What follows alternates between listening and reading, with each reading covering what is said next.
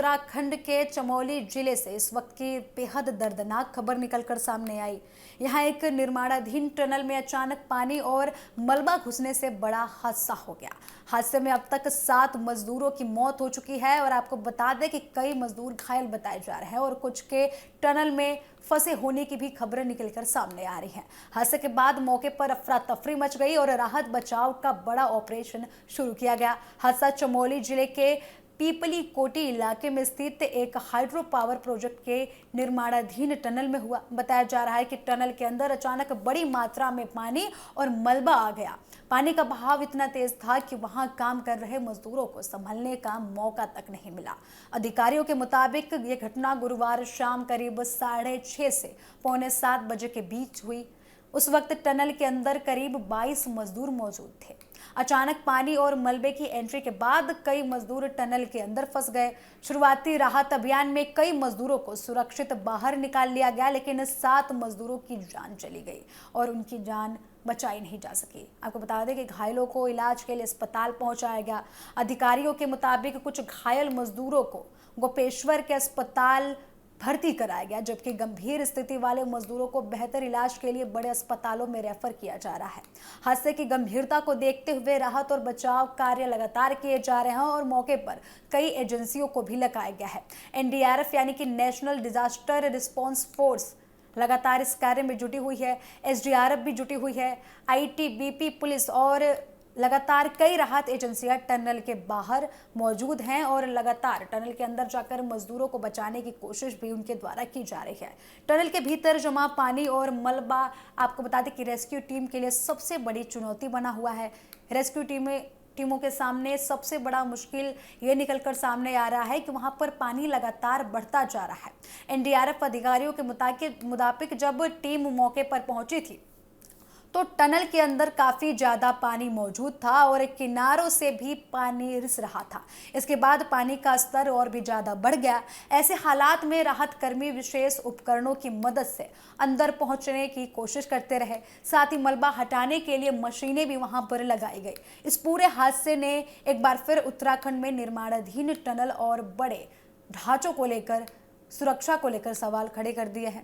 हिमालय क्षेत्र भौगोलिक रूप से बेहद संवेदनशील माना जाता है। यहाँ पहाड़ों की कमजोर चट्टानें, बारिश, भूस्खलन और अचानक पानी का बढ़ना निर्माण कार्यों के लिए बड़ी चुनौती पैदा कर सकता है। ऐसे में टनल निर्माण के दौरान जो सुरक्षा मानकों का पालन बेहद जरूरी हो जाता है। ये पहली बार नहीं है जब उत्तराखंड में किसी टनल हादसे ने पूरे देश का ध्यान खींचा है।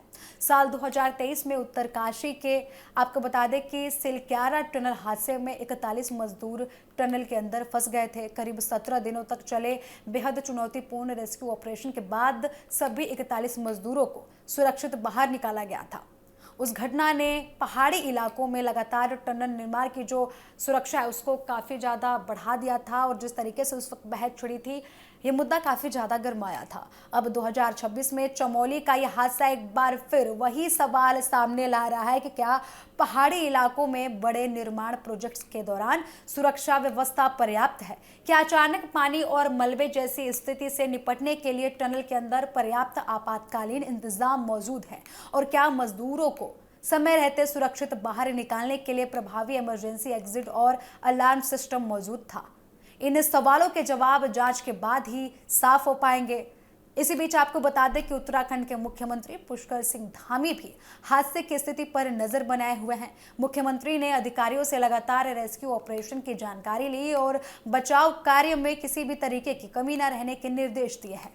मुख्यमंत्री खुद भी यहाँ पर मौके पर पहुंचे और स्थिति की उन्होंने जायजा ली। फिलहाल आपको बता दें कि प्रशासन की प्राथमिकता टनल के अंदर फंसे मजदूरों को जल्द से जल्द सुरक्षित बाहर निकालना है।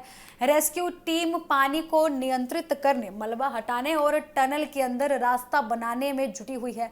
हर गुजरते मिनट के साथ चुनौती लगातार बढ़ रही है, लेकिन राहत कर्मी लगातार ऑपरेशन में जुटे हुए हैं। इस हादसे ने आपको बता दें कि इस हादसे में जिस 7 जो मजदूर थे उनकी मृत्यु हुई है, उनके परिवारों पर भी दुख का पहाड़ टूट पड़ा है। जिन परिवारों के सदस्य अभी भी लापता या फंसे हुए हैं, उनकी निगाहें रेस्क्यू टीम पर टिकी हुई। पूरे इलाके में चिंता और बेचैनी का माहौल है। फिलहाल सबसे बड़ा सवाल यही है कि टनल के अंदर अगर कोई मजदूर अभी भी फंसा है तो उसे कितनी जल्दी सुरक्षित बाहर निकाला जा सकता है। रेस्क्यू ऑपरेशन लगातार जारी है और प्रशासन लगातार ये कोशिश कर रहा है कि हर संभव संसाधन का इस्तेमाल कर फंसे हुए लोगों को बचाया जा सके और उन्हें उनके लोगों तक पहुंचाया जा सके। उत्तराखंड का यह हादसा सिर्फ एक दुर्घटना नहीं बल्कि पहाड़ी इलाकों में तेजी से हो रहे जो बुनियादी ढांचे हैं उनके विकास को लेकर कई सवाल खड़े करता है और जिस समय उनका निर्माण चलता है उस समय सुरक्षा का कितना ध्यान रखा जाता है, इन सारे मानकों पर सबका ध्यान खींच रहा है। क्योंकि जिस तरीके से टनल में यह हादसा हुआ, इस पर सभी की निगाहें टिकी हुई हैं कि आखिर यह हादसा हुआ कैसे, इसके पीछे की वजह क्या थी। और जिस तरीके से पहाड़ी क्षेत्रों में कोई विकास कार्य होता है तो वहाँ पर सुरक्षा काफ़ी ज़्यादा बढ़ा दी जाती है, सुरक्षा मानकों का ध्यान रखना वहाँ पर काफ़ी ज़्यादा महत्वपूर्ण हो जाता है। तो आपको बता दें कि टनल के इस हादसे के बाद लगातार मुख्यमंत्री ने जाकर मौके पर इस पूरे हादसे का जायजा लिया और इसके बाद अब सभी की नज़रें आने वाली रिपोर्ट पर टिकी हुई हैं और इसके विस्तृत जाँच पर हैं।